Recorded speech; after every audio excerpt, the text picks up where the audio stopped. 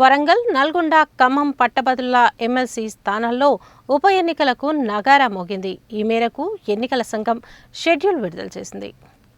వరంగల్, నల్గొండ, ఖమ్మం పట్టభద్రుల ఎమ్మెల్సీ స్థానాల్లో ఉప ఎన్నికలకు నగారా మోగింది. ఈ మేరకు ఎన్నికల సంఘం షెడ్యూల్ విడుదల చేసింది.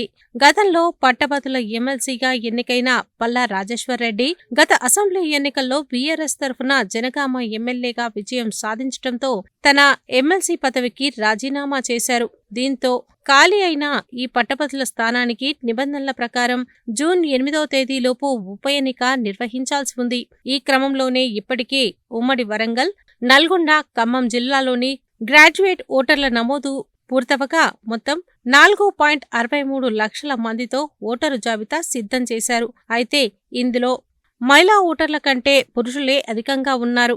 ఇప్పటికే పార్లమెంటు ఎన్నికల్లో విజయం కోసం వ్యూహ రచనలో ఉన్న రాజకీయ పార్టీలు పట్టభద్రుల స్థానంలోనూ పట్టు బిగించేందుకు కసరత్తు ముమ్మరం చేస్తున్నాయి. ఈ నేపథ్యంలో కాంగ్రెస్ అభ్యర్థిని ఇప్పటికే ప్రకటించగా బీఆర్ఎస్, బీజేపీలు తమ అభ్యర్థుల ఎంపికకు కసరత్తు చేస్తున్నాయి.